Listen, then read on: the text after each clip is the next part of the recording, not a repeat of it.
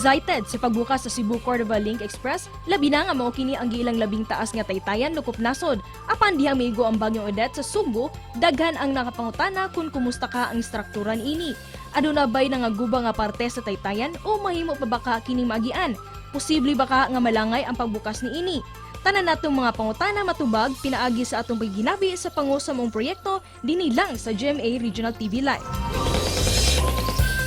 Sayranta ang update sa Gihulagway nga usa sa mga iconic bridges nga magdugtong unya sa Cebu ug sa lungsod sa Cordova. We have this morning ang President and General Manager sa CCLEX, Mr. Alan Alpon.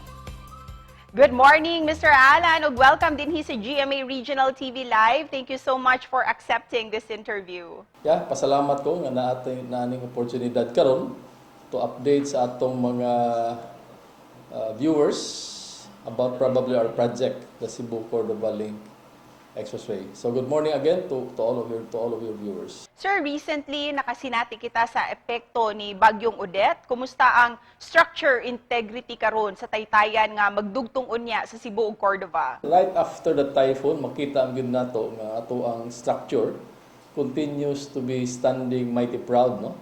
So based atong design, successful gid atong ang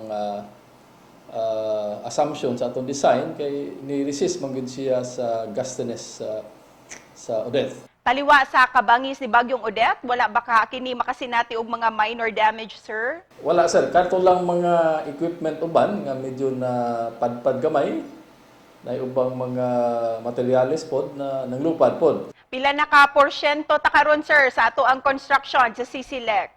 Before the typhoon, naanata sa mga 90% sa construction completion, no?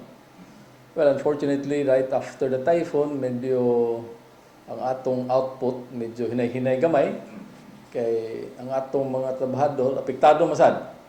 So ang ato sa mga trabahador giuna pod nila admittedly ang pag-attended pod sa ilang mga nangaguba at taon nga mga structures, no, mga balay.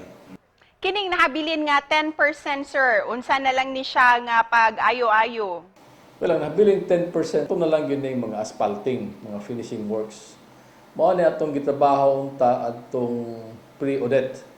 So asphalting, casting inside, on-site of atong mga concrete barriers. Excited na ang tanan alang sa bagong bridge. Busa kanusa ang expected opening, sir, sa CCLEX? Well, before the COVID, before the Typhoon Odette, atong gitarget unta nga maablihan na gyud for the public on March 28, no? But niabot man ang Odette, so medyo natay gamay mga extension. Probably maabot tingali na mga Abril or Mayo. Ug para sa kasayuran sa kadaghanan, sir, unsay sistema nato para sa RFID ug sa registration ninyo? Okay. Naa na siya sticker nga ibutang sa mga headlamps sa sakyanan, no? And nasa na siya backup nga RFID cards. So mao na siya atong gitawag nato og toll wallet. So kanain mong toll wallet na siya account nga ato lang ka mo load. So kung na-load ng imuhang toll wallet, then nag-agi nimo sa ato ang bridge sa CCLEX, automatic kung open na to ang iyang barrier.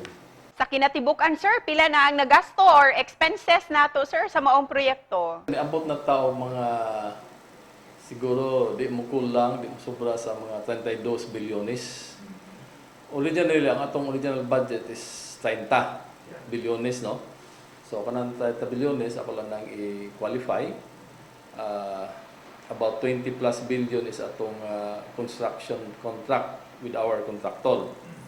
So ang katong balanse mo ato ang cost of money, atong interest charges, atong loan, atong pre-operating expenses, payment sa atong, it includes payment of atong team, mga sweldo sa atong employees and our consultants.